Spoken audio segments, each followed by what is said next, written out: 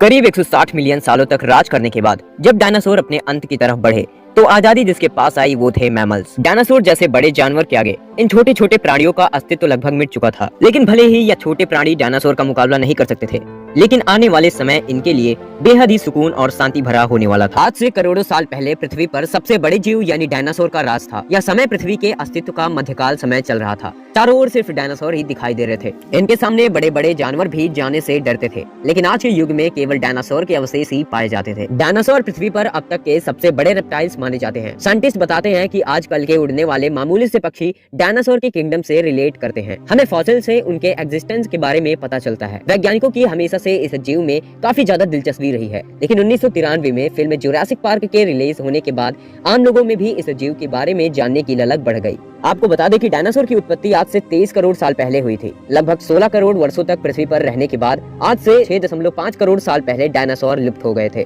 जिस समय पृथ्वी पर डायनासोर मौजूद थे उस समय सातों महाद्वीप आपस में जुड़े हुए थे। लगभग 20 करोड़ वर्ष पहले महाद्वीप एक दूसरे से अलग होने लगे, जिसके कारण डायनासोर धरती के सभी क्षेत्रों में फैल गए। यही कारण है कि अंटार्कटिका सहित पृथ्वी के सभी महाद्वीप पर डायनासोर के फॉसिल्स पाए जाते हैं। ये उस वक्त के सबसे सफल जीव थे, लेकिन फिर अचानक ऐसा क्या हुआ? आखिर वह कौन सी घटना थी जिसने इनका नामो निशान मिटा दिया? इसे जानने के लिए हमें करीब 6 करोड़ 50 लाख साल पीछे चलना होगा। आज से करीब 6.5 करोड़ साल पहले धरती पर मौसम बेहद सुहावना और सामान्य था। धरती पर लगभग हर जगह जंगल ही जंगल दिखाई देते थे। उन हरे भरे और विशाल पेड़ों से जब समुद्र से आई लहरें और ठंडी हवाएं टकराती तो धरती का मौसम और सुहाना हो जाता था।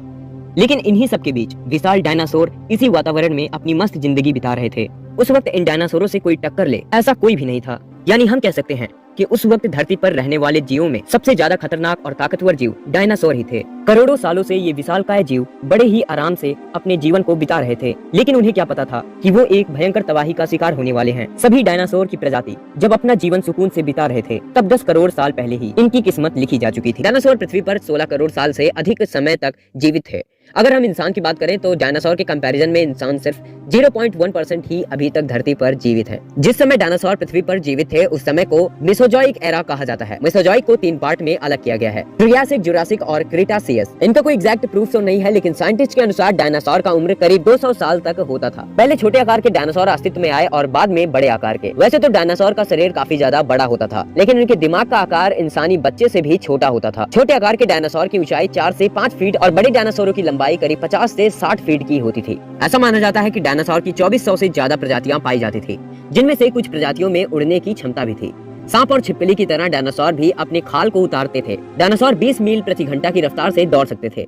सबसे पहले पाए गए डायनासोर मांसाहारी थे, लेकिन बाद में शाकाहारी और सर्वाहारी यानी मांस और पौधों को खाने वाले डायनासोरों का जन्म हुआ। डायनासोर के सिर का आकार एक कार जितना बड़ा होता था। जिस तरह पक्षी अपने अंडे देने के लिए घोंसला बनाते हैं, उसी तरह डायनासोर ने भी अपने अंडे देने के लिए घोंसले बनाते थे। डायनासोर की सभी प्रजातियां अंडे देती हैं। अब तक 40 प्रजातियों के अंडे मिल चुके हैं। शाकाहारी डायनासोर अक्सर सुरक्षा के लिए समूहों में रहते थे, जैसा कि आज के जानवर रहते हैं। भारत में गुजरात की नर्मदा नदी के तट पर भी डायनासोर के अवशेष मिले हैं। यह लगभग 7 करोड़ वर्ष पुराने हैं। 2015 में एक 4 साल के बच्चे ने 10 करोड़ साल पुराने डायनासोर के फॉसिल्स की खोज की। डायनासोर के खत्म होने के करीब 6.5 करोड़ साल बाद इंसानों का जन्म हुआ। डायनासोर अक्सर बड़े चट्टान को भी निगल लेते थे। ये चट्टान उनके पेट में भोजन को पीसने में मदद करते थे। शाकाहारी डायनासोर एक दिन में करीब 1 टन यानी 1000 किलो की पत्तियों को खा जाते थे। वैज्ञानिकों का मानना है कि डायनासोरों के अंत का कारण था एक 10 किलोमीटर के दायरे वाला मेटेरॉइड, जो आज से लगभग 6.5 करोड़ साल पहले मैक्सिको के पेनिनसुला से टकराया और पृथ्वी पर भयंकर तबाही मच गई। सारा आकाश कई सालों तक राख से ढका रहा, जिसकी वजह से धरती के कुत्तों के आकार के सभी जानवरों का खात्मा हो गया। हालांकि इस तबाही में पानी में रहने वाले जीव जैसे कि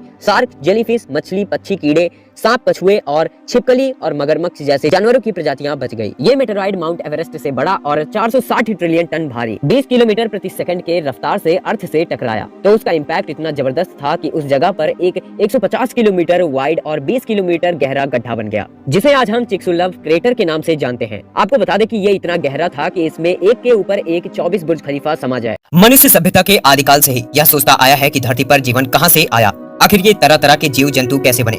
हाल ही में वैज्ञानिकों को कनाडा में पाए गए चट्टानों के माइक्रोफॉसिल्स अध्ययन से यह पता चला है कि पृथ्वी पर जीवन की उत्पत्ति इस ग्रह के बनने के महज 30 करोड़ साल बाद ही हो गई थी।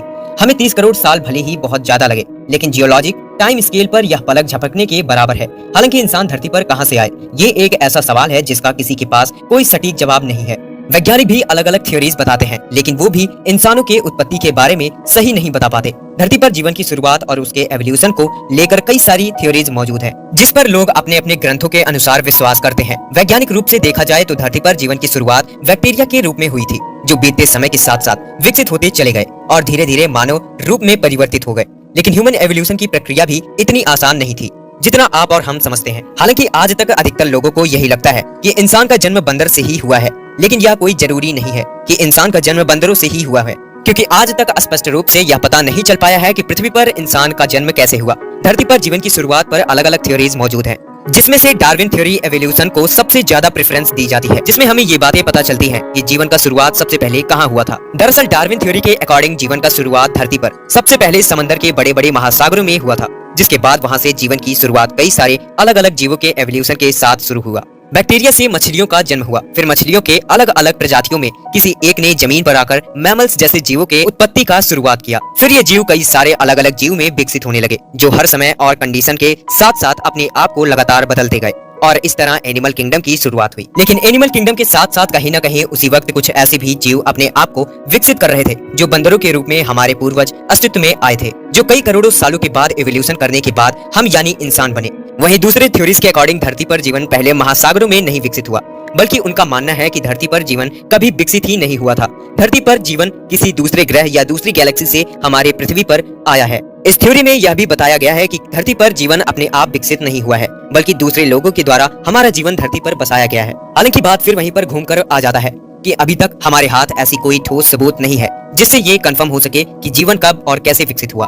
वैसे दोस्तों, आपको क्या लगता है, क्या डार्विन थ्योरी सही है या फिर धरती पर जीवन सच में किसी दूसरे जीवों के द्वारा हम इंसानों के रूप में बसाया गया है? दोस्तों, ऐसे में किसी को नहीं पता है कि कौन सी थ्योरी सही है और कौन सी गलत। ऐसा भी हो सकता है कि दोनों थ्योरीज अपने अपने जगह पर सही हो। चलिए दोस्तों, आज के लिए बस इतना ही। मिलते हैं एक नए वीडियो में नए टॉपिक के साथ। तब तक के लिए गुड बाय।